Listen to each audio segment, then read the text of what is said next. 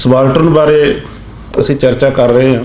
ਤੇ ਜਿਵੇਂ ਧਾਲੀਵਾਲ ਸਾਹਿਬ ਨੇ ਗੱਲ ਕੀਤੀ ਹੁਣੇ ਕਿ ਜਿਹੜਾ ਸਬਾਲਟਰਨ ਦਾ ਸੰਕਲਪ ਹੈ ਇਹ ਬੜਾ ਕੰਪਲੈਕਸ ਹੈ, ਬੜਾ ਜਟਿਲ ਹੈ।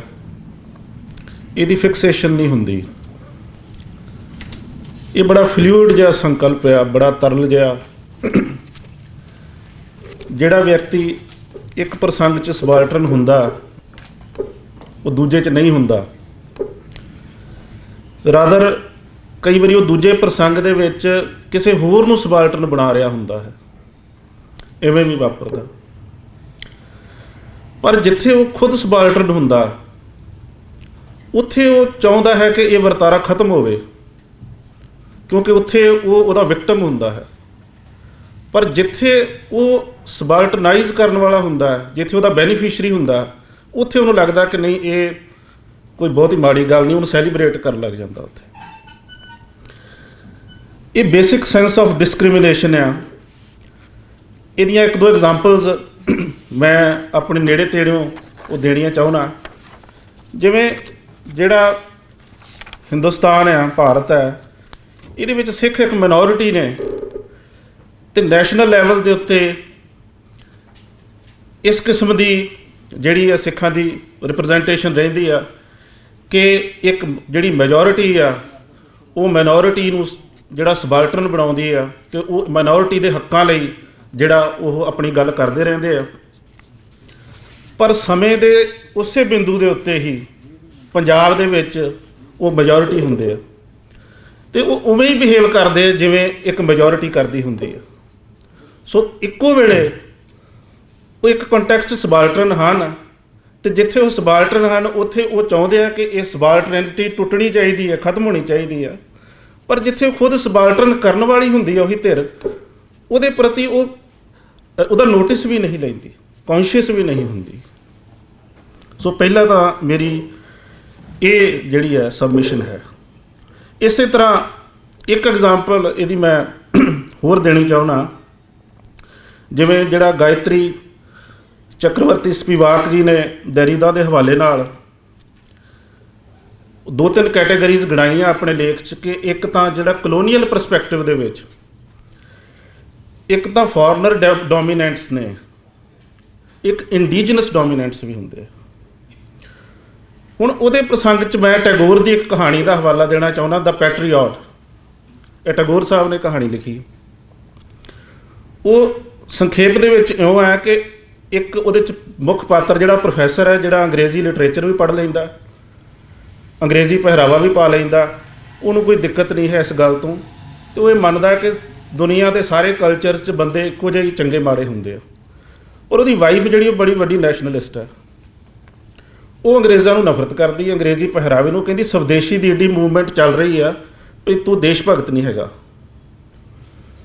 ਅੱਛਾ, ਇੱਕ ਦਿਨ ਉਹ ਆਪਣੀ ਕਾਰ 'ਚ ਜਾ ਰਹੇ ਹੁੰਦੇ ਆ ਅਤੇ ਇੱਕ ਬੜਾ ਰਾਸ਼ਟਰਵਾਦੀ ਜਲੂਸ ਲੰਘ ਰਿਹਾ ਹੁੰਦਾ ਨੈਸ਼ਨਲ ਮੂਵਮੈਂਟ ਦਾ ਅੰਗਰੇਜ਼ਾਂ ਦੇ ਖਿਲਾਫ। ਅਤੇ ਦੂਜੇ ਪਾਸਿਓਂ ਇੱਕ ਬਜ਼ੁਰਗ ਬੰਦਾ ਆਪਣੇ ਪੋਤਰੇ ਦੇ ਨਾਲ ਆ ਰਿਹਾ। ਤਾਂ ਟੈਗੋਰ ਨੇ ਲਿਖਿਆ ਵੀ ਉਹ ਐਂ ਲੱਗ ਰਿਹਾ ਵੀ ਜਿਵੇਂ ਹੁਣੇ ਹੀ ਨਹਾ ਕੇ ਆ ਰਹੇ, ਬੜੇ ਸਾਫ ਸੁਥਰੇ ਨੇ। ਉਹਨਾਂ 'ਚੋਂ ਕਿਸੇ ਨਾਲ ਟੱਚ ਹੋ ਜਾਂਦਾ ਉਸ ਜਲੂਸ ਦੇ ਵਿੱਚੋਂ, ਉਹ ਸਾਰੇ ਆਪਣਾ ਜਿਹੜਾ ਦੇਸ਼ ਭਗਤੀ ਦਾ ਅੰਦੋਲਨ ਭੁੱਲ ਕੇ ਉਹਨੂੰ ਮਾਰਨਾ ਸ਼ੁਰੂ ਕਰ ਦਿੰਦੇ ਆ। ਔਰ ਉਹ ਪ੍ਰੋਫੈਸਰ ਨਿਕਲ ਕੇ ਉਸ ਬੰਦੇ ਨੂੰ ਜਦੋਂ ਬਚਾਉਣ ਦੀ ਕੋਸ਼ਿਸ਼ ਕਰਨਾ ਚਾਹੁੰਦਾ, ਉਹਦੀ ਉਹੀ ਵਾਈਫ ਜਿਹੜੀ ਬੜੀ ਵੱਡੀ ਨੈਸ਼ਨਲਿਸਟ ਹੈ ਉਹਦਾ ਹੱਥ ਫੜ ਕੇ ਰੋਕ ਦਿੰਦੀ ਹੈ। ਉਹ ਕਹਿੰਦੀ ਵੀ ਇਸ ਬੰਦੇ ਦੀ ਗਲਤੀ ਹੈ, ਇਹ ਸ਼ੂਦਰ ਹੋ ਕੇ ਉਹਨਾਂ ਦੇ ਨਾਲ ਟੱਚ ਕਿਉਂ ਹੋਇਆ। ਸੋ ਇਹ ਜਿਹੜਾ ਪੈਟਰੀਓਟਿਜ਼ਮ ਦਾ ਪੈਰਾਡੌਕਸ ਆ ਕਿ ਜਿਹੜਾ ਇੱਕ ਫੋਰਨਰ ਆ ਉਸ ਕਲੋਨੀਅਲ ਪਰਸਪੈਕਟਿਵ 'ਚ ਸਾਰੇ ਸਬਾਲਟਰਨ ਨੇ, ਪਰ ਜਿਹੜੀ ਸਬਾਲਟਰਨ ਨੇ ਅੱਗੇ ਉਹਦੇ ਬਾਰੇ ਉਹਨਾਂ ਨੂੰ ਲੱਗਦਾ ਵੀ ਇਹ ਜਸਟੀਫਾਈਡ ਹੈ, ਇਹ ਠੀਕ ਹੈ। ਇਹਦੇ ਬਾਰੇ ਇੱਕ ਕਿਤਾਬ ਹੋਰ ਜਿਹਦਾ ਹਵਾਲਾ ਦਿੱਤਾ ਜਾ ਸਕਦਾ, ਜਿਹੜੀ history of Hindu imperialism in India, ਜਿਹੜੀ ਆ ਸਵਾਮੀ ਧਰਮ ਤੀਰਥ ਦੀ। ਇਸ ਤੋਂ ਅਗਲਾ ਨੁਕਤਾ ਜਿਹੜਾ ਮੈਂ ਕਹਿਣਾ ਚਾਹੁੰਦਾ ਕਿ ਕੋਈ ਵੀ ਜਿਹੜਾ ਸ਼ਬਦ ਹੈ ਉਹਦਾ ਇੱਕ ਲਿਟਰਲ ਮੀਨਿੰਗ ਹੁੰਦਾ, ਇੱਕ ਸ਼ਾਬਦਿਕ ਅਰਥ ਹੁੰਦਾ ਹੈ, ਫਿਰ ਉਹਦੇ ਅੱਗੋਂ ਮੈਟਾਫੋਰੀਕਲ ਮੀਨਿੰਗਸ ਹੁੰਦੇ ਆ, ਫਿਰ ਉਹਦੇ ਇੱਕ ਉਹਦਾ ਲਿਟਰਲ ਮੀਨਿੰਗ ਹੈ, ਫਿਰ ਫਿਗਰੇਟਿਵ ਮੀਨਿੰਗਸ ਨੇ। ਜਿਹੜਾ ਉਹਦਾ ਮੈਟਾਫੋਰੀਕਲ ਮੀਨਿੰਗ ਹੈ ਉਹਨੂੰ ਉਹਦੇ ਲਿਟਰਲ ਮੀਨਿੰਗ ਨਾਲੋਂ ਪੂਰੀ ਤਰ੍ਹਾਂ ਤੋੜਿਆ ਨਹੀਂ ਜਾ ਸਕਦਾ, ਕਿਉਂਕਿ ਲਿਟਰਲ ਤੋਂ ਹੀ ਫਿਗਰੇਟਿਵ ਬਣਨਾ ਹੈ ਅੱਗੇ। ਹੁਣ ਜਿਹੜਾ ਸਬਾਲਟਰਨ ਦਾ ਲਿਟਰਲ ਮੀਨਿੰਗ ਆ ਉਹਦੇ ਵੱਲ ਸਾਨੂੰ ਜ਼ਰੂਰ ਧਿਆਨ ਦੇਣਾ ਚਾਹੀਦਾ ਹੈ। ਉਹ ਹੈ ਕਿਉਂਕਿ ਇਹਦੀ ਲੈਟਿਨ ਰੂਟ ਆ, ਅਤੇ ਜਿਹੜਾ ਸਬ ਆ ਉਹਦਾ ਅਰਥ ਹੈ ਨੈਕਸਟ ਬਿਲੋ, ਅਤੇ ਆਲਟਰਨਸ ਦਾ ਹੈਗਾ ਐਵਰੀ ਅਦਰ। ਇਹ ਜਿਹੜਾ ਜਦੋਂ ਵਰਤਿਆ ਗਿਆ ਤਾਂ ਬੇਸਿਕਲੀ ਇਹ ਜਿਹੜਾ ਹੈ ਇਹ ਲੋਅਰ ਰੈਂਕ ਇਨ ਮਿਲਟਰੀ ਸੁਜੈਸਟਿੰਗ ਪੀਜ਼ੈਂਟ ਓਰੀਜਨਸ ਉਹਨਾਂ ਲਈ ਵਰਤਿਆ ਗਿਆ। ਹੁਣ ਇੱਥੇ ਮਸਲਾ ਇਹ ਹੈ ਕਿ ਭਾਵੇਂ ਗ੍ਰਾਮਸੀ ਨੇ ਮੁੜ ਕੇ ਇਹਨੂੰ ਪ੍ਰੋਲੇਟੇਰੀਅਤ ਨਾਲ ਜੋੜ ਕੇ ਵਰਤਣ ਦੀ ਕੋਸ਼ਿਸ਼ ਕੀਤੀ, ਜਾਂ ਬਾਅਦ 'ਚ ਜਿਹੜੇ ਕੋਲੋਨਾਈਜ਼ਡ ਲੋਕ ਨੇ, ਬਸਤੀਵਾਦ ਦੇ ਸ਼ਿਕਾਰ ਨੇ, ਉਹਨਾਂ ਲਈ ਵੀ ਵਰਤ ਲਿਆ ਗਿਆ। ਅਤੇ ਹੁਣ ਇਹਨੂੰ ਜਾਤ ਦੇ ਪ੍ਰਸੰਗ 'ਚ ਵੀ ਵਰਤ ਲਿਆ ਜਾਂਦਾ, ਜੈਂਡਰ ਦੇ ਪ੍ਰਸੰਗ 'ਚ ਵੀ ਵਰਤ ਲਿਆ ਜਾਂਦਾ। ਪਰ ਮੈਂ ਫਿਰ ਧਿਆਨ ਜਿਹੜਾ ਇਹਦੇ ਲਿਟਰਲ ਮੀਨਿੰਗ ਵੱਲ ਦਿਵਾਉਣਾ ਚਾਹੁੰਦਾ ਹਾਂ ਕਿ ਜਿਹੜਾ ਲੋਅਰ ਰੈਂਕ ਹੈ ਉਹ ਇੱਕ ਦਿਨ ਅਪਰ ਰੈਂਕ 'ਚ ਜਾ ਸਕਦਾ ਹੈ। ਜਿਵੇਂ ਜਿਹੜਾ ਇੱਕ ਮੇਰਾ ਦੋਸਤ ਹੈ, ਉਹਨੇ ਇੱਕ ਦਿਨ ਕਿਹਾ ਕਿ ਮੇਰੀ ਹੁਣ ਪ੍ਰਮੋਸ਼ਨ ਹੋ ਗਈ ਹੈ ਅਤੇ ਹੁਣ 35 ਬੰਦੇ ਮੇਰੇ ਥੱਲੇ ਕੰਮ ਕਰਦੇ, ਅਤੇ ਇੱਕ ਦਿਨ ਪਹਿਲਾਂ ਤੱਕ ਉਹ ਖੁਦ ਉਹਨਾਂ 35 'ਚ ਸ਼ਾਮਲ ਸੀ ਜਿਨ੍ਹਾਂ ਦੇ ਉੱਤੇ ਹੁਣ ਉਹਨੇ ਆ ਜਾਣਾ ਅਫਸਰ ਬਣ ਕੇ। ਇਹਦਾ ਮਤਲਬ ਕਿ ਬਿਲੋ ਰੈਂਕ ਜਿਹੜਾ ਹੈ ਉਹ ਜਾ ਸਕਦਾ ਹੈ ਅਪਰ ਰੈਂਕ ਦੇ ਵਿੱਚ, ਪਰ ਜਿਹੜੀ ਕਾਸਟ ਹੈ ਇਹਦੇ 'ਚ ਇਹੋ ਜਿਹੀ ਕੋਈ ਆਪਸ਼ਨ ਨਹੀਂ ਹੈ ਕਿ ਤੁਸੀਂ ਲੋਅਰ ਕਾਸਟ ਤੋਂ ਅਪਰ ਕਾਸਟ 'ਚ ਜਾ ਸਕਦੇ ਹੋ। ਇਸ ਕਰਕੇ ਹਾਲਾਂਕਿ ਤੁਸੀਂ ਰਿਲੀਜਨ ਵੀ ਬਦਲ ਸਕਦੇ ਹੋ, ਪਰ you can not change your caste. ਇਸ ਕਰਕੇ ਇਹਦੇ ਲਈ ਜਦੋਂ ਸਬਾਲਟਰਨ ਸ਼ਬਦ ਵਰਤਿਆ ਜਾਂਦਾ, ਮੇਰਾ ਖਿਆਲ ਹੈ ਕਿ ਇਹਦੇ ਬਾਰੇ ਥੋੜ੍ਹਾ ਰੀਥਿੰਕ ਕਰਨ ਦੀ ਲੋੜ ਹੈ, ਕਿਉਂਕਿ ਜਿਹੜਾ ਸਬਾਲਟਰਨ ਹੈ ਉਹ ਇੱਕ ਦਿਨ, ਜੇ ਮੈਂ ਅੰਗਰੇਜ਼ੀ 'ਚ ਠੀਕ ਸ਼ਬਦ ਵਰਤ ਰਿਹਾ ਹਾਂ, ਅੰਗਰੇਜ਼ੀ ਵਾਲੇ ਜ਼ਿਆਦਾ ਉਹ ਇੱਕ ਦਿਨ ਡੀ ਸਬਾਲਟਰਨਾਈਜ਼ ਹੋ ਸਕਦਾ, ਉਹ ਤੋਂ ਮੁਕਤ ਹੋ ਸਕਦਾ। ਪਰ ਮੇਰਾ ਖਿਆਲ ਜਿਹੜਾ ਕਾਸਟ ਹੈ ਉਹਦੀ ਜਿਹੜੀ ਕਾਸਟ ਦੀ ਬਿਲੋ ਰੈਂਕਿੰਗ ਹੈ ਉਹ ਰੈਂਕਿੰਗ ਕਦੇ ਨਹੀਂ ਬਦਲਦੀ ਹੈ। ਜਿਹਦੀ ਗੱਲ ਸਵੇਰੇ ਹੋ ਰਹੀ ਸੀ ਕਿ ਇੱਕ ਇਕਨੋਮਿਕ ਕੈਪੀਟਲ ਆ, ਇੱਕ ਸੋਸ਼ੀਓ ਕਲਚਰਲ ਕੈਪੀਟਲ ਆ।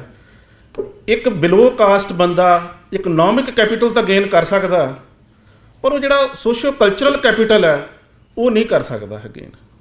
ਔਰ ਉਹਦੀਆਂ ਐਗਜ਼ਾਮਪਲਸ ਹਿੰਦੁਸਤਾਨ ਦੇ ਵਿੱਚ ਸੈਂਕੜੇ ਨੇ, ਚਾਹੇ ਉਹ ਰਾਸ਼ਟਰਪਤੀ ਬਣ ਜਾਏ, ਚਾਹੇ ਉਹ ਮੁੱਖ ਮੰਤਰੀ ਬਣ ਜਾਏ, ਕੁਛ ਵੀ ਬਣ ਜਾਏ, ਉਹਦੀ ਕਾਸਟ ਨਹੀਂ ਬਦਲਦੀ ਹੈ। ਸੋ ਇਸ ਕਰਕੇ ਮੈਨੂੰ ਥੋੜ੍ਹਾ ਜਿਹਾ ਇਹ ਲੱਗਦਾ ਕਿ ਅੰਗਰੇਜ਼ੀ ਦੇ ਵਿੱਚ ਇੱਕ ਸ਼ਬਦ ਹੁੰਦਾ ਯੂਫੀਮਿਜ਼ਮ। ਯੂਫੀਮਿਜ਼ਮ ਇਹ ਹੁੰਦਾ ਕਿ ਜਿਹੜੀ ਕਿਸੇ ਸ਼ਬਦ ਨੂੰ ਵਰਤਣ ਲੱਗਿਆਂ ਸਾਨੂੰ ਤਕਲੀਫ ਹੁੰਦੀ ਆ, ਅਸੀਂ ਉਹਦੀ ਜਗ੍ਹਾ, ਜਾਂ ਜਿਹੜਾ ਕੋਈ ਸ਼ਬਦ ਸਾਨੂੰ ਡਿਸਟਰਬ ਕਰਦਾ, ਅਸੀਂ ਉਹਦੀ ਜਗ੍ਹਾ ਕੋਈ ਹੋਰ ਸ਼ਬਦ ਵਰਤ ਲੈਂਦੇ ਹਾਂ ਜਿਹੜਾ ਘੱਟ ਡਿਸਟਰਬਿੰਗ ਹੁੰਦਾ। ਜਿਵੇਂ ਕਿਸੇ ਨੂੰ ਕੋਈ ਕੈਂਸਰ ਹੋ ਜਾਵੇ ਅਤੇ ਪਿੰਡਾਂ ਦੇ ਵਿੱਚ ਕੈਂਸਰ ਕਹਿਣ ਦੀ ਬਜਾਏ ਉਹ ਕਹਿੰਦੇ ਇਹਨੂੰ ਇਹਨੂੰ ਚੰਦਰੀ ਬਿਮਾਰੀ ਲੱਗ ਗਈ। ਮੈਨੂੰ ਲੱਗਦਾ ਕਿ ਜਿਹੜਾ ਲੋਅਰ ਕਾਸਟ ਨੂੰ ਕਾਸਟ ਦੀ ਗੱਲ ਕਰਨ ਦੀ ਬਜਾਏ ਇਹਨੂੰ ਸਬਾਲਟਰਨ ਕਹਿਣਾ, ਇਹ ਕੁਛ ਉਸ ਤਰ੍ਹਾਂ ਦੀ ਭਾਵਨਾ ਜਿਹੜੀ ਆ ਉਹਨੂੰ ਥੋੜ੍ਹਾ ਜਿਹਾ ਯੂਫੀਮਿਜ਼ਮ ਵਰਗੀ ਲੱਗਦੀ ਆ। ਕਿਉਂਕਿ ਜਿਹੜਾ ਡਾਕਟਰ ਆ, ਜੇ ਕੈਂਸਰ ਨਾਲ ਕਿਸੇ ਦੀ ਮੌਤ ਹੋਏਗੀ ਅਤੇ ਡਾਕਟਰ ਜਿਹੜਾ ਉਹ ਕਾਜ਼ ਆਫ ਡੈਥ ਕੈਂਸਰ ਹੀ ਲਿਖੂਗਾ, ਉਹ ਇਹ ਨਹੀਂ ਲਿਖੂਗਾ ਕਿ ਚੰਦਰੀ ਬਿਮਾਰੀ ਨਾਲ ਮਰ ਗਿਆ। ਉਹ ਯੂਫੀਮਿਜ਼ਮ ਹੁੰਦਾ ਹੈ। ਸੋ ਇਸ ਕਰਕੇ ਮੈਂ ਇਹ ਗੱਲ ਜਿਹੜੀ ਇੱਥੇ ਥੋੜ੍ਹੀ ਜ਼ੋਰ ਦੇ ਕੇ ਕਹਿਣਾ ਚਾਹੁੰਦਾ ਕਿ ਜਿਹੜਾ ਸਬਾਲਟਰਨ ਆ ਉਹ ਆਪਣੀ ਕੈਟੇਗਰੀ ਇੱਕ ਦਿਨ ਬਦਲ ਸਕਦਾ। ਜਿਵੇਂ ਇੱਕ ਤੁਸੀਂ ਕਹਿ ਲਓ ਕਿ ਇੱਕ ਬੰਦਾ ਜਿਹੜਾ ਉਹ ਅੱਜ ਕਲਰਕ ਆ, ਉਹ ਅਫਸਰ ਦਾ ਲੋਅਰ ਹੈ, ਉਹ ਤਰੱਕੀ ਕਰਕੇ ਕੱਲ੍ਹ ਨੂੰ ਅਫਸਰ ਬਣ ਸਕਦਾ ਅਤੇ ਉਹ ਆਪਣੀ ਸਿਚੁਏਸ਼ਨ ਬਦਲ ਲੂਗਾ, ਪਰ ਜਿਹੜੀ ਉਹਦੀ ਕਾਸਟ ਆ ਉਹਨੂੰ ਨਹੀਂ ਬਦਲ ਸਕਦਾ ਹੈ। ਦੂਸਰੀ ਗੱਲ, ਕਾਸਟ ਦੇ ਉੱਤੇ ਮੈਂ ਗੱਲ ਇਹ ਕਰਨੀ ਚਾਹੁੰਦਾ ਕਿ ਇੰਡੀਆ ਦਾ ਜਿਹੜਾ ਇੱਕ ਬਿਲਕੁਲ ਯੂਨੀਕ ਕਰੈਕਟਰ ਆ, ਜੇ ਦੁਨੀਆ ਦੇ ਵਿੱਚੋਂ ਕੁੱਲ ਸੱਭਿਅਤਾਵਾਂ ਨਾਲੋਂ ਅਸੀਂ ਭਾਰਤ ਨੂੰ ਨਿਖੇੜਨਾ ਹੋਵੇ ਤਾਂ ਉਹ ਕਿਸੇ ਹੋਰ ਗੱਲ 'ਤੇ ਨਹੀਂ ਨਿਖੜ ਸਕਦੀ। ਜੇ ਅਸੀਂ ਇਹ ਕਹੀਏ ਕਿ ਇਹਦੇ ਵਿੱਚ ਬੜੇ ਗ੍ਰੇਟ ਧਰਮ ਹੋਏ ਆ, ਉਹ ਬਾਕੀ ਦੁਨੀਆ 'ਚ ਵੀ ਹੋਏ ਆ। ਅਸੀਂ ਕਹੀਏ ਇੱਥੇ ਬਹੁਤ ਗ੍ਰੇਟ ਥਿੰਕਰਸ ਹੋਏ ਆ, ਉਹ ਬਾਕੀ ਦੁਨੀਆ 'ਚ ਵੀ ਹੋਏ। ਪਰ ਇੱਥੇ ਇੱਕ ਇਹੋ ਜਿਹੀ ਚੀਜ਼ ਆ ਜਿਹੜੀ ਇਹਨੂੰ ਸਾਰੀ ਦੁਨੀਆ ਤੋਂ ਨਿਖੇੜ ਦੇਗੀ, ਉਹ ਹੈ ਓਨਲੀ ਕਾਸਟ, ਜਿਹੜੀ ਦੁਨੀਆ 'ਚ ਕਿਤੇ ਹੋਰ ਐਗਜ਼ਿਸਟ ਨਹੀਂ ਕਰਦੀ। ਉਹ ਰੇਸ ਐਗਜ਼ਿਸਟ ਕਰ ਸਕਦੀ ਆ, ਕਲਾਸ ਐਗਜ਼ਿਸਟ ਕਰਦੀ ਆ, ਪਰ ਕਾਸਟ ਜਿਹੜੀ ਆ it exist only in India. ਪਰ ਇੱਥੇ ਕਿੰਨੀ ਇੱਕ ਤੁਸੀਂ ਦੇਖੋ ਅਜੀਬ ਗੱਲ ਆ ਕਿ ਇੱਕ ਬੰਦਾ ਇਹ ਕੇਵਲ ਇੰਡੀਆ 'ਚ ਹੀ ਹੋ ਸਕਦਾ ਕਿ ਉਹ ਹੋ ਸਕਦਾ ਯੂਨੀਵਰਸਿਟੀ 'ਚ ਪੜ੍ਹਾਉਂਦਾ ਹੋਵੇ ਤੇ ਅਸੀਂ ਕਹਿੰਦੇ ਵੀ ਇਹ ਤਰਖਾਣ ਹੈ। ਹਾਲਾਂਕਿ ਤਰਖਾਣ ਉਹ ਹੁੰਦਾ ਜਿਹੜਾ ਲੱਕੜ ਦਾ ਕੰਮ ਕਰੇ, ਜਿਹੜਾ ਕਾਰਪੈਂਟਰ ਹੁੰਦਾ। ਚਮਾਰ ਉਹ ਹੈ ਜਿਹੜਾ ਚਮੜੇ ਦਾ ਕੰਮ ਕਰੇ। ਗੌਡ ਸਾਹਿਬ ਸਵੇਰੇ ਗੱਲ ਕਰ ਰਹੇ ਸੀ। ਪਰ ਇੱਕ ਬੰਦਾ ਯੂਨੀਵਰਸਿਟੀ 'ਚ ਪੜ੍ਹਾਉਂਦਾ, ਅਸੀਂ ਕਹਿੰਦੇ ਚਮਾਰ ਹੈ। ਉਹ ਕਿੱਦਾਂ ਚਮਾਰ ਹੋ ਗਿਆ ਜੀ?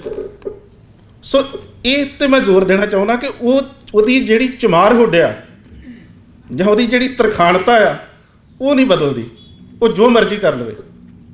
ਸੋ ਇਸ ਕਰਕੇ ਜਦੋਂ ਅਸੀਂ ਉਹਨੂੰ ਸਬਾਲਟਰਨ ਕਹਿੰਦੇ ਹਾਂ, ਇਹ ਮੈਨੂੰ ਥੋੜ੍ਹਾ ਲੱਗਦਾ ਹੈ ਕਿ ਇਹਦੇ ਬਾਰੇ ਸਾਨੂੰ ਰੀਥਿੰਕ ਕਰਨ ਦੀ ਲੋੜ ਹੈ। ਔਰ ਜਿਹੜੀ ਇਹ ਮੈਂ ਗੱਲ ਕਹਿ ਰਿਹਾ ਕਿ ਜਿਹੜਾ ਇੰਡੀਆ ਦਾ ਯੂਨੀਕ ਕਰੈਕਟਰ ਆ, ਪੂਰੀ ਦੁਨੀਆ ਦੇ ਵਿੱਚ ਇੰਡੀਆ ਦਾ ਜਿਹੜਾ ਯੂਨੀਕ ਕਰੈਕਟਰ ਹੈ ਉਹ ਕਾਸਟ ਆ। ਇਹ ਨਿਕੋਲਸ ਬੀ ਡਿਰਕਸ ਦੀ ਕਿਤਾਬ ਆ ਕਾਸਟਸ ਆਫ ਮਾਈਂਡ, ਉਹਦੇ ਵਿੱਚ ਉਹਨੇ ਬੜੇ ਜ਼ੋਰ ਨਾਲ ਇਹ ਗੱਲ ਕਹੀ ਹੋਈ ਹੈ। ਉਹ ਮੈਂ ਕੋਟੇਸ਼ਨ ਇਸ ਕਰਕੇ ਨਹੀਂ ਪੜ੍ਹਨੀ ਕਿ ਮੈਂ ਸਮਾਂ ਜਿਹੜਾ ਉਹ ਨਹੀਂ ਵੇਸਟ ਕਰਨਾ ਚਾਹੁੰਦਾ। ਸੋ ਜਿਹੜੀ ਕਾਸਟ ਆ ਇਹ ਇੰਡੀਅਨ ਕਲਚਰ ਦਾ ਕੇਂਦਰੀ ਸਿੰਬਲ ਹੈ, ਕੇਂਦਰੀ ਸਿੰਬਲ ਹੈ। ਅਤੇ ਹੁਣ ਗੱਲ ਅਸੀਂ ਪੰਜਾਬੀ ਕਲਚਰ ਦੀ ਕਰਨੀ ਹੈ। ਮੈਂ ਇਹ ਵੀ ਗੱਲ ਕਹਿਣੀ ਚਾਹੁੰਦਾ ਕਿ ਇਹ ਪੰਜਾਬੀ ਕਲਚਰ ਦਾ ਵੀ ਜਿਹੜਾ ਨਾ ਬੜਾ ਡੋਮੀਨੇਟਿੰਗ ਸਿੰਬਲ ਆ ਕਾਸਟ। ਅਸੀਂ ਇਹ ਤੋਂ ਮੁਨਕਰ ਨਹੀਂ ਹੋ ਸਕਦੇ, ਭਾਵੇਂ ਕਿ ਜਿਹੜੇ ਪੰਜਾਬੀ ਆ ਇਹ ਸਵੈ ਉਸਤਤ ਦੇ ਰੋਗ ਨਾਲ ਬੜੀ ਬੁਰੀ ਤਰ੍ਹਾਂ ਗ੍ਰਸਤ ਨੇ। ਔਰ ਅਕਸਰ ਇਹ ਕਹਿ ਦਿੱਤਾ ਜਾਂਦਾ ਕਿ ਪੰਜਾਬ ਜਿਹੜਾ ਹੈ ਇਹਦੇ 'ਚ ਕੋਈ ਕਾਸਟਿਜ਼ਮ ਨਹੀਂ ਹੈ, ਪੰਜਾਬ ਜੀਂਦਾ ਗੁਰਾਂ ਦੇ ਨਾਂ 'ਤੇ ਹੈ। ਇਹ ਗੱਲ ਕਹੀ ਜਾਂਦੀ ਹੈ ਕਿ ਇੱਥੇ ਕੋਈ ਜਾਤ ਪਾਤ ਨਹੀਂ ਹੈ, ਜਾਂ ਘੱਟੋ ਘੱਟ ਹਿੰਦੁਸਤਾਨ ਦੇ ਦੂਜੇ ਸੂਬਿਆਂ ਵਰਗੀ ਜਾਤ ਪਾਤ ਇੱਥੇ ਨਹੀਂ ਹੈ। ਮੇਰੇ ਖਿਆਲ ਇਹੋ ਜਿਹੀ ਗੱਲ ਜਿਹੜੀ ਆ ਉਹ ਮੋਨਿਕਾ ਜੀ ਦੇ ਪੇਪਰ 'ਚ ਵੀ ਸੀ। ਇਸ ਵਹਿਮ ਤੋਂ ਜਿਹੜਾ ਮੁਕਤ ਹੋ ਜਾਣਾ ਚਾਹੀਦਾ ਹੈ। ਉਹ ਇਸ ਕਰਕੇ ਆ ਕਿ ਪੰਜਾਬ ਹੀ ਹੈ ਜਿੱਥੇ ਗੁਰਦੁਆਰਿਆਂ ਤੋਂ ਲੈ ਕੇ ਸ਼ਮਸ਼ਾਨ ਘਾਟ ਜਿਹੜੇ ਕਾਸਟ ਦੇ ਆਧਾਰ 'ਤੇ ਬਣੇ ਹਨ। ਜੇ ਨਹੀਂ ਬਣੇ ਤਾਂ ਦੱਸ ਦਿਓ। ਤੁਸੀਂ ਪਿੰਡਾਂ 'ਚ ਚਲੇ ਜਾਓ, ਤੁਸੀਂ ਕਹੋ ਕਿ ਇੱਥੇ ਤਾਂ ਪ੍ਰੋਫੈਸਰ ਸੁਰਜੀਤ ਜੀ ਬਾਰੇ ਕੋਈ ਨਹੀਂ ਕਹਿੰਦਾ ਹੋਏਗਾ, ਇਹਨਾਂ ਦੇ ਪਿੰਡ ਚਲੇ ਜਾਓ, ਉੱਥੇ ਪੁੱਛੋ ਵੀ ਸੁਰਜੀਤ ਸਿੰਘ ਹੋਣਾ ਦੇ ਘਰ ਜਾਣਾ, ਉਹ ਕਹਿਣਗੇ ਕਿਹੜਾ ਸੁਰਜੀਤ ਸਿੰਘ? ਉਹ ਕਿਹੜੇ ਦਾ ਕੀ ਮਤਲਬ ਹੁੰਦਾ? ਉਹ ਕਿਹੜੇ ਦਾ ਮਤਲਬ ਹੁੰਦਾ ਕਿ ਇਹਦੀ ਜਾਤ ਕੀ ਹੈ ਇਹ ਦੱਸੋ। ਤੁਸੀਂ ਜੱਟਾਂ ਦੇ ਸੁਰਜੀਤ ਸਿੰਘ ਦੇ ਘਰੇ ਜਾਣਾ, ਤੁਸੀਂ ਤਰਖਾਣਾਂ ਦੇ ਸੁਰਜੀਤ ਸਿੰਘ ਦੇ ਘਰੇ ਜਾਣਾ, ਇਹ ਕਾਮਨ ਸਵਾਲ ਹੁੰਦਾ। ਔਰ ਇਹਨੂੰ ਤੁਸੀਂ ਕਿਸੇ ਪਿੰਡ 'ਚ ਜਾ ਕੇ ਪੁੱਛ ਲਓ, ਇਹ ਇਸ ਤਰ੍ਹਾਂ ਹੀ ਹੁੰਦਾ ਹੈ ਔਰ ਇਹਦੇ 'ਚ ਕੋਈ ਦੋ ਰਾਵਾਂ ਨਹੀਂ ਹਨ। ਇੱਕ ਹੋਰ ਗੱਲ ਜਿਹੜੀ ਕਿ ਇੱਕ ਜਿਹੜਾ ਕਿਸਾਨ ਸ਼ਬਦ ਵਰਤਿਆ ਜਾਂਦਾ ਹੁਣ, ਇਹ ਵੀ ਸਾਡੇ ਪਿੰਡਾਂ 'ਚ ਨਹੀਂ ਵਰਤਿਆ ਜਾਂਦਾ ਹੈ ਆਮ ਬੋਲਚਾਲ 'ਚ। ਇਹ ਅੰਦੋਲਨਾਂ 'ਚ ਵਰਤਿਆ ਜਾਂਦਾ ਹੈ ਅਤੇ ਸਾਹਿਤਕ ਹਲਕਿਆਂ 'ਚ ਵਰਤਿਆ ਜਾਂਦਾ। ਪਿੰਡ 'ਚ ਕੋਈ ਨਹੀਂ ਕਹਿੰਦਾ ਵੀ ਮੈਂ ਕਿਸਾਨਾਂ ਦੇ ਘਰੇ ਜਾਣਾ ਹੈ। ਪਿੰਡ 'ਚ ਕੋਈ ਨਹੀਂ ਕਹਿੰਦਾ ਕਿ ਅਸੀਂ ਕਿਸਾਨਾਂ ਦੇ ਪੁੱਤ ਹਾਂ। ਉੱਥੇ ਜਿਹੜਾ ਸ਼ਬਦ ਵਰਤਿਆ ਜਾਂਦਾ ਉਹ ਤੁਸੀਂ ਜਾਣਦੇ ਹੋ। ਉੱਥੇ ਇਹੀ ਕਿਹਾ ਜਾਏਗਾ ਵੀ ਜੱਟਾਂ ਦੇ ਘਰੇ ਜਾਣਾ, ਜੱਟਾਂ ਦੇ ਪੁੱਤ। ਇਹ ਕਿਸਾਨ ਸ਼ਬਦ ਜਿਹੜਾ ਹੈ ਇਹ ਸਾਡੇ ਪੇਂਡੂ ਰਹਿਤਲ ਦਾ ਸ਼ਬਦ ਨਹੀਂ ਹੈ, ਇਹ ਅੰਦੋਲਨ ਦਾ ਸ਼ਬਦ ਹੈ ਅਤੇ ਇਹ ਸਾਹਿਤਕ ਸਫਾ ਦੇ ਵਿੱਚ ਵਰਤਿਆ ਜਾਣ ਵਾਲਾ ਸ਼ਬਦ ਆ। ਔਰ ਇਹ ਵੀ ਜਿਹੜੀ ਕਿਉਂਕਿ ਜੱਟ ਕਹਿਣ ਦੇ ਨਾਲ ਵਿੱਚ ਕਾਸਟਿਸਟ ਡੰਗ ਆਉਂਦਾ ਨਾਲ, ਉਹਨੂੰ ਪੈਸੀਫਾਈ ਕਰਨ ਦੇ ਲਈ ਉੱਥੇ ਕਿਸਾਨ ਸ਼ਬਦ ਵਰਤਿਆ ਜਾਂਦਾ ਹੈ। ਇਸ ਕਰਕੇ ਇਹ ਵੀ ਇੱਕ ਤਰ੍ਹਾਂ ਦਾ ਯੂਫੀਮਿਜ਼ਮ ਬਣ ਜਾਂਦਾ। ਔਰ ਜੇ ਤੁਸੀਂ ਇਹਦਾ ਨੰਗਾ ਚਿੱਟਾ ਰੂਪ ਦੇਖਣਾ, ਉਹ ਪੰਜਾਬੀ ਗਾਇਕੀ 'ਚ ਵੇਖ ਸਕਦੇ ਹੋ। ਕਦੀ ਪੰਜਾਬੀ ਗਾਇਕੀ 'ਚ ਕਿਸਾਨਾਂ ਦੇ ਗੀਤ ਨਹੀਂ ਬਣਦੇ। ਉਹ ਬਣੇ ਆ ਕਿਸਾਨ ਅੰਦੋਲਨ ਦੇ ਦੌਰਾਨ, ਪਰ ਉਹ ਇੱਕ ਸਮਝ ਲਓ ਕਿ ਪੈਰੀਫੇਰੀਅਲ ਕਿਸਮ ਦੀ ਗਾਇਕੀ। ਜਿਹੜੀ ਮੁੱਖ ਧਾਰਾ ਦੀ ਗਾਇਕੀ ਆ ਉਹਦੇ ਵਿੱਚ ਕਾਸਟ ਬੇਸਡ ਗੀਤ ਬਣਦੇ ਆ। ਔਰ ਜਿਹੜੇ ਬੜੇ ਡੈਰੋਗੇਟਰੀ ਕਿਸਮ ਦੇ ਉਹਦੇ 'ਚ ਜਿਹੜੇ ਆ ਉਹ ਸਟੇਟਮੈਂਟਸ ਆ ਜਾਂਦੀਆਂ ਕਿਸੇ ਵੇਲੇ। ਮੈਂ ਇਹ ਗੱਲ ਇਸ ਕਰਕੇ ਖੁੱਲ੍ਹ ਕੇ ਡਿਸਕਸ ਕਰਨੀ ਚਾਹੁੰਦਾ ਕਿਉਂਕਿ ਜੇ ਅਸੀਂ ਅਕਾਦਮਿਕ ਹਲਕਿਆਂ 'ਚ ਨਹੀਂ ਇਹਨੂੰ ਡਿਸਕਸ ਕਰਾਂਗੇ ਤਾਂ ਫਿਰ ਕਿੱਥੇ ਕਰਾਂਗੇ। ਮੈਂ ਆਪਣੇ ਵਿਦਿਆਰਥੀਆਂ ਨਾਲ ਵੀ ਇਸ ਗੱਲ ਦੇ ਉੱਤੇ ਖੁੱਲ੍ਹ ਕੇ ਚਰਚਾ ਕਰਨ 'ਚ ਵਿਸ਼ਵਾਸ ਰੱਖਦਾ। ਅਤੇ ਪਿੱਛੇ ਜੇ ਇੱਕ ਐਗਜ਼ਾਮਪਲ ਮੈਂ ਦੇਣੀ ਚਾਹੁੰਦਾ ਕਿ ਸਾਡਾ ਵਿਦਿਆਰਥੀ ਵੀਰਾ ਰਣਜੀਤ ਬਾਵਾ, ਉਹਨੇ ਇੱਕ ਗੀਤ ਗਾਇਆ ਸੀ, ਉਹਦਾ ਬੜਾ ਵਿਰੋਧ ਹੋਇਆ। ਉਹ ਗੀਤ ਕੁਝ ਇਸ ਤਰ੍ਹਾਂ ਦੀ ਸੀ ਕਿ ਹਿੰਦੂ ਧਰਮ ਦੇ ਕੁਝ ਸੰਸਕਾਰਾਂ ਬਾਰੇ ਸਟੇਟਮੈਂਟ ਸੀ ਅਤੇ ਉਹਨੂੰ ਕਿਹਾ ਗਿਆ ਕਿ ਮਾਫ਼ੀ ਮੰਗਣੀ ਚਾਹੀਦੀ ਹੈ ਉਹਨੂੰ। ਉਹਨੇ ਮੇਰੇ ਖਿਆਲ ਮਾਫ਼ੀ ਮੰਗ ਵੀ ਲਈ, ਪਰ ਉਹਦੇ ਬਾਰੇ ਮੈਨੂੰ ਇਹ ਲੱਗਦਾ ਕਿ ਜਿਹੜੇ ਗੀਤ 'ਤੇ ਉਹਨੂੰ ਮਾਫ਼ੀ ਮੰਗਣੀ ਚਾਹੀਦੀ ਸੀ ਉਹ ਹੋਰ ਗੀਤ ਨੇ ਉਹਦੇ। ਯਾਨੀ ਕਿ ਉਹਦਾ ਇਹ ਗੀਤ 'ਤੇ ਮਾਫ਼ੀ ਭਾਵੇਂ ਨਾ ਵੀ ਮੰਗਦਾ ਉਹ, ਕਿ ਜਿਹੜਾ ਗਊ ਮੂਤ ਸ਼ੁੱਧ ਹੈ ਜਾਂ ਜਿਹੜਾ ਪੱਥਰਾਂ ਨੂੰ ਦੁੱਧ ਹੈ, ਇਹਦੇ 'ਤੇ ਤਾਂ ਨਹੀਂ ਸੀ। ਪਰ ਉਹਦਾ ਇੱਕ ਗੀਤ ਮੈਂ ਤੁਹਾਡੇ ਧਿਆਨ 'ਚ ਲਿਆਉਣਾ ਚਾਹੁੰਦਾ। ਉਹਦਾ ਗੀਤ ਇਹ ਸੀ ਵੀ shaadi.com ਉੱਤੇ ਜਿੰਨੇ ਰਿਸ਼ਤੇ ਹੁੰਦੇ ਸਾਰੇ ਜੱਟ ਕੌਮ ਨੂੰ, ਇਹ ਗੀਤ ਸੀ ਉਹਦਾ। ਅੱਛਾ, ਮੈਂ ਆਪਣੇ ਵਿਦਿਆਰਥੀਆਂ ਨੂੰ ਕਿਹਾ ਕਿ ਉਹਨੂੰ ਇਸ ਗੀਤ 'ਤੇ ਮਾਫੀ ਮੰਗਣੀ ਚਾਹੀਦੀ ਜ਼ਰੂਰ। ਇੱਕ ਮੇਰੀ ਸਟੂਡੈਂਟ ਜਿਹਨੇ ਗੁਰੂ ਨਾਨਕ ਬਾਣੀ 'ਤੇ PhD ਕੀਤੀ ਆ, ਉਹਦੀ ਕਿਤਾਬ ਵੀ ਛਪ ਗਈ, ਉਹ ਕਹਿੰਦੀ ਸਰ ਇਸ ਗੀਤ 'ਚ ਕੀ ਮਾੜਾ ਹੈ, ਬਹੁਤ ਚੰਗਾ ਗੀਤ ਹੈ। ਅੱਛਾ, ਮੈਂ ਕਿਹਾ ਵੀ ਦੇਖ, ਜੇ ਤੇ ਤੈਨੂੰ ਇਹ ਗੀਤ ਚੰਗਾ ਲੱਗਦਾ ਤੂੰ ਇਹਦੇ 'ਚ ਜੱਟ ਦੀ ਜਗ੍ਹਾ ਕੋਈ ਹੋਰ ਸ਼ਬਦ ਭਰ ਲੈ, ਅਤੇ ਜੇ ਫਿਰ ਵੀ ਤੈਨੂੰ ਇਹ ਗੀਤ ਓਨਾ ਹੀ ਚੰਗਾ ਲੱਗਦਾ, ਫਿਰ ਇਹ ਗੀਤ ਸੱਚਮੁੱਚ ਚੰਗਾ ਹੈ। ਅਤੇ ਜੇ ਤੈਨੂੰ ਉਦੋਂ ਫਿਰ ਕੋਈ ਡਿਸਟਰਬੈਂਸ ਹੁੰਦੀ ਹੈ, ਫਿਰ ਤੈਨੂੰ ਇਸ ਗੀਤ ਬਾਰੇ ਰੀਥਿੰਕ ਕਰਨਾ ਚਾਹੀਦਾ ਵੀ ਇਹ ਚੰਗਾ ਹੈ ਕਿ ਮਾੜਾ। ਕਿਉਂਕਿ ਇਹ ਗੱਲ ਦਾ ਨੋਟਿਸ ਹੀ ਨਹੀਂ ਕੋਈ ਲੈਂਦਾ ਕਿ ਇਹਦੇ ਨਾਲ ਜਿਹੜਾ ਹੈ ਅਦਰ ਨੂੰ ਜਾਂ ਜਿਹਨੂੰ ਅਸੀਂ ਸਬਾਲਟਰਨਾਈਜ਼ ਕੀਤਾ ਹੈ, ਉਹ ਕਿੰਨਾ ਕੁ ਸੰਵੇਦਨਸ਼ੀਲ ਹੋ ਸਕਦਾ ਇਹਨਾਂ ਗੱਲਾਂ ਪ੍ਰਤੀ। ਬਾਕੀ ਜਿਹੜਾ ਸਿੱਖੀ ਦਾ ਕਲਚਰ ਹੈ ਪੰਜਾਬ 'ਚ, ਇਹਦੇ ਬਾਰੇ ਜਿਹੜੀ ਇਹੋ ਜਿਹੀਆਂ ਸਟੇਟਮੈਂਟਸ ਨੇ ਕਿ ਜੀ ਸਿੱਖੀ 'ਚ ਤਾਂ ਕੋਈ ਜਾਤ ਪਾਤ ਨਹੀਂ ਹੈ। ਸਿੱਖੀ ਦੇ ਵਿੱਚ ਆਈਡੀਓਲੋਜੀਕਲੀ ਜਾਤ ਪਾਤ ਨਹੀਂ ਹੈ, ਪਰ ਜਿੱਥੋਂ ਤੱਕ ਪ੍ਰੈਕਟਿਸ ਦੀ ਗੱਲ ਹੈ, ਪ੍ਰੈਕਟਿਸ ਦੇ ਵਿੱਚ ਇਹ ਗੁਰੂ ਸਾਹਿਬ ਤੋਂ ਪਹਿਲਾਂ ਵੀ ਸੀ, ਇਹ ਗੁਰੂ ਸਾਹਿਬ ਦੇ ਵੇਲੇ ਵੀ ਸੀ, ਅਤੇ ਗੁਰੂ ਸਾਹਿਬ ਤੋਂ ਬਾਅਦ ਵੀ ਹੈ। ਆਈਡੀਓਲੋਜੀਕਲੀ ਤੋਂ ਮੇਰਾ ਮਤਲਬ ਹੈ ਵੀ ਗੁਰੂ ਗ੍ਰੰਥ ਸਾਹਿਬ 'ਚੋਂ ਤੁਸੀਂ ਦੇਖ ਸਕਦੇ ਵੀ ਨਹੀਂ ਹੈ, ਗੁਰੂ ਸਾਹਿਬ ਦੇ ਜੀਵਨ 'ਚ ਨਹੀਂ ਹੈ, ਪਰ ਗੁਰੂ ਸਾਹਿਬ ਦੇ ਸਮੇਂ ਵੀ ਜਿਹੜੇ ਸਿੱਖ ਸੀਗੇ ਉਹਨਾਂ ਦੇ ਵਿੱਚ ਵੀ ਇਹ ਚੀਜ਼ ਨਜ਼ਰ ਆਉਂਦੀ ਆ, ਔਰ ਗੁਰੂ ਸਾਹਿਬ ਬਾਰ-ਬਾਰ ਉਹਨਾਂ ਨੂੰ ਇਸ ਗੱਲ ਤੋਂ ਵਰਜਦੇ ਵੀ ਨਜ਼ਰ ਆਉਂਦੇ। ਇੱਕ ਘਟਨਾ ਜਿਹੜੀ ਤਵਾਰੀਖ ਗੁਰੂ ਖਾਲਸਾ 'ਚ ਡਾਕਟਰ ਸਾਹਿਬ ਗਿਆਨੀ ਗਿਆਨ ਸਿੰਘ ਨੇ ਲਿਖੀ ਵੀ ਇੱਕ ਵਾਰ ਗੁਰੂ ਗੋਬਿੰਦ ਸਿੰਘ ਜੀ ਜਿਹੜੇ ਆ ਆਪਣੇ ਅਨੰਦਪੁਰ ਸਾਹਿਬ ਆਪਣੇ ਕਿਲ੍ਹੇ 'ਚੋਂ ਨਿਕਲੇ ਤੋਂ ਜਾ ਰਹੇ ਸੀ, ਅਤੇ ਰਸਤੇ 'ਚ ਉਹਨਾਂ ਨੇ ਲੇਪਣੀ ਸਿੰਘ ਸ਼ਬਦ ਵਰਤਿਆ। ਉਹ ਗਾਰੇ ਨਾਲ ਕੰਧ ਲਿਪਦਾ ਸੀ। ਗਾਰੇ ਦੀਆਂ ਕੁਝ ਛਿੱਟਾਂ ਗੁਰੂ ਸਾਹਿਬ ਦੇ ਚੋਲੇ 'ਤੇ ਪੈ ਗਈਆਂ। ਗੁਰੂ ਸਾਹਿਬ ਨੇ ਸਿੰਘਾਂ ਨੂੰ ਕਿਹਾ ਵੀ ਇੱਕ ਤਮਾਚਾ ਮਾਰੋ, ਅਤੇ ਸਾਰੇ ਸਿੰਘਾਂ ਨੇ ਉਹਨੂੰ ਤਮਾਚੇ ਮਾਰਨੇ ਸ਼ੁਰੂ ਕਰਤੇ। ਉਹਦਾ ਬੁਰਾ ਹਾਲ ਕਰਤਾ ਥੋੜ੍ਹੇ ਚਿਰ 'ਚ ਹੀ। ਗੁਰੂ ਸਾਹਿਬ ਨੇ ਰੋਕਿਆ। ਉਹ ਕਹਿੰਦੇ ਵੀ ਅਸੀਂ ਇੱਕ ਤਮਾਚਾ ਮਾਰਨ ਲਈ ਕਿਹਾ ਸੀ, ਤੁਸੀਂ ਇੰਨੇ ਕਿਉਂ ਮਾਰੇ? ਉਹ ਕਹਿੰਦੇ ਜੀ ਗੁਰੂ ਦਾ ਹੁਕਮ ਸੁਣ ਕੇ ਸਿੱਖ ਰਹਿ ਨਹੀਂ ਸਕਦਾ, ਸਾਰੇ ਸਿੱਖਾਂ ਨੇ ਗੁਰੂ ਦਾ ਹੁਕਮ ਮੰਨਣਾ ਹੁੰਦਾ ਹੈ। ਤਾਂ ਗੁਰੂ ਸਾਹਿਬ ਫਿਰ ਕਹਿੰਦੇ ਵੀ ਫਿਰ ਇਸ ਤਰ੍ਹਾਂ ਕਰੋ, ਹੁਣ ਕੋਈ ਇੱਕ ਜਣਾ ਆਪਣੀ ਕੁੜੀ ਦਾ ਇਹਨੂੰ ਰਿਸ਼ਤਾ ਕਰ ਦਿਓ। ਅਤੇ ਕੋਈ ਵੀ ਸਿੱਖ ਜਿਹੜਾ ਉਸ ਵੇਲੇ ਜਿਹੜਾ ਇਸ ਹੁਕਮ ਮੰਨਣ ਲਈ ਇਮੀਡੀਏਟਲੀ ਤਿਆਰ ਨਹੀਂ ਸੀ। ਇਹਦਾ ਮਤਲਬ ਇਹ ਹੈ ਕਿ ਜਿਹੜੀ ਗੁਰੂ ਸਾਹਿਬ ਨੇ ਆਈਡੀਓਲੋਜੀਕਲੀ ਕਾਸਟ ਖਤਮ ਕੀਤੀ ਹੈ ਗੁਰੂ ਗ੍ਰੰਥ ਸਾਹਿਬ 'ਚ, ਉਹਨੂੰ ਮੰਨਣਾ ਹੈ ਜਾਂ ਕਿੰਨਾ ਕੁ ਮੰਨਣਾ, ਉਹਦੇ ਵਿੱਚ ਸਿੱਖਾਂ ਦੀ ਆਪਣੀ ਪੋਲੀਟਿਕਸ ਹੈ। ਜਿੱਥੇ ਸੂਟ ਕਰਦੀ ਹੈ, ਜਿੱਥੇ ਤੇ ਬ੍ਰਾਹਮਣ ਨੂੰ ਕ੍ਰਿਟੀਸਾਈਜ਼ ਕਰਨਾ ਜਾਤ ਲਈ, ਉੱਥੇ they are totally against casteism. ਪਰ ਜਿੱਥੇ ਆਪਣੇ ਵਿਦਨ ਹੈ, ਉੱਥੇ ਉਹ ਕਹਿੰਦੇ ਵੀ ਨਹੀਂ, ਇਹਦੇ ਬਾਰੇ ਗੱਲ ਹੀ ਨਾ ਕਰੋ, ਇਹਦੇ ਬਾਰੇ ਚਰਚਾ ਹੀ ਨਾ ਕਰੋ। ਔਰ ਮੇਰਾ ਖਿਆਲ ਹੈ ਕਿ ਕੋਈ ਵੀ ਸਿੱਖ ਧਰਮ ਦਾ ਪ੍ਰਚਾਰਕ ਇਸ ਮੁੱਦੇ 'ਤੇ ਕੋਈ ਗੱਲ ਨਹੀਂ ਕਰਦਾ ਹੈ, ਉਹ ਹੋਰ ਗੱਲਾਂ 'ਤੇ ਡਿਸਕਸ਼ਨ ਕਰਦੇ। ਹਾਲਾਂਕਿ ਜਿਹੜੀ ਅਕਾਲ ਤਖਤ ਸਾਹਿਬ ਤੋਂ ਰਹਿਤ ਮਰਿਆਦਾ ਜਾਰੀ ਹੋਈ ਆ, ਉਹਦੇ 'ਚ ਇਹ ਲਿਖਿਆ ਕਿ ਸਿੱਖ ਦਾ ਵਿਆਹ ਬਿਨਾਂ ਜਾਤ ਗੋਤ ਵਿਚਾਰੇ ਹੋਣਾ ਚਾਹੀਦਾ ਹੈ। ਇਹ ਅਕਾਲ ਤਖਤ ਦੀ ਰਹਿਤ ਮਰਿਆਦਾ 'ਚ ਇਹ ਮੈਨਸ਼ਨਡ ਆ। ਪਰ ਸਿੱਖ ਮੈਟਰੀਮੋਨੀਅਲਸ ਜਿੰਨੇ ਵੀ ਦੇਖੇ ਜਾਣ, ਉਹ ਤੋਂ ਪਤਾ ਲੱਗ ਜਾਂਦਾ ਹੈ। ਬਾਕੀ ਡਾਕਟਰ ਸਾਹਿਬ ਵੱਲੋਂ ਇਸ਼ਾਰਾ ਹੋ ਗਿਆ।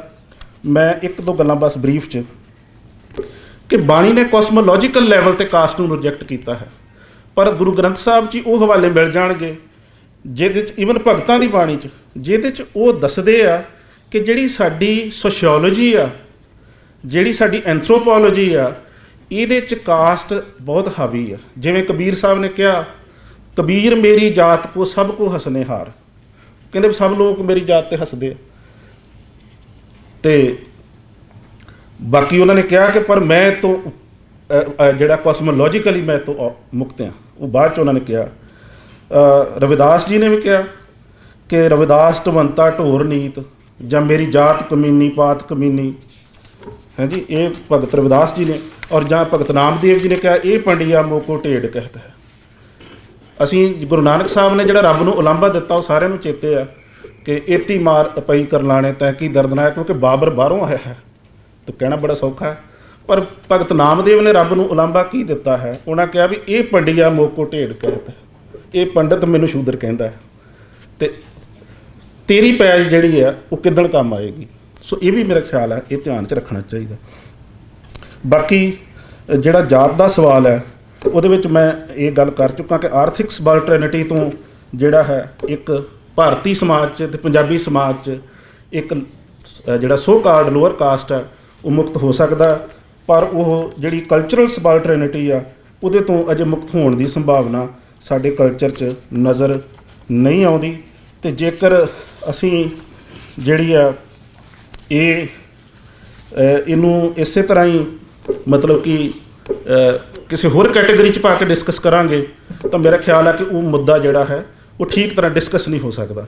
ਇਸ ਕਰਕੇ ਇਹਨੂੰ ਕਾਸਟ ਦੇ ਨਾਂ ਥੱਲੇ ਹੀ ਡਿਸਕਸ ਕੀਤਾ ਜਾਣਾ ਚਾਹੀਦਾ ਔਰ ਕਾਸਟ ਸਟੱਡੀਜ਼ ਦੇ ਸੈਂਟਰ ਬਣਨੇ ਚਾਹੀਦੇ ਆ ਅਤੇ ਸਬਲਟਰਨ ਸਟੱਡੀ ਦੇ ਅੰਦਰ ਇਹਨੂੰ ਰੱਖ ਕੇ ਜਿਹੜਾ ਹੈ ਉਹ ਜਿਹੜਾ ਇਹਨੂੰ ਡਿਸਕਸ ਕਰਨਾ ਮੇਰਾ ਖਿਆਲ ਹੈ ਕਿ ਅਜੇ ਪੂਰੀ ਤਰ੍ਹਾਂ ਠੀਕ ਨਹੀਂ ਹੋਏਗਾ ਔਰ ਇੱਕ ਖਾਸ ਤਰ੍ਹਾਂ ਦਾ ਮੈਨੂੰ ਜਿਹੜਾ ਇਹਨੂੰ ਇਸ ਕੈਟੇਗਰੀ 'ਚ ਪਾਉਣਾ ਇੱਕ ਯੂਫੀਜ਼ਮ ਹੀ ਲੱਗੇਗਾ। ਧੰਨਵਾਦ।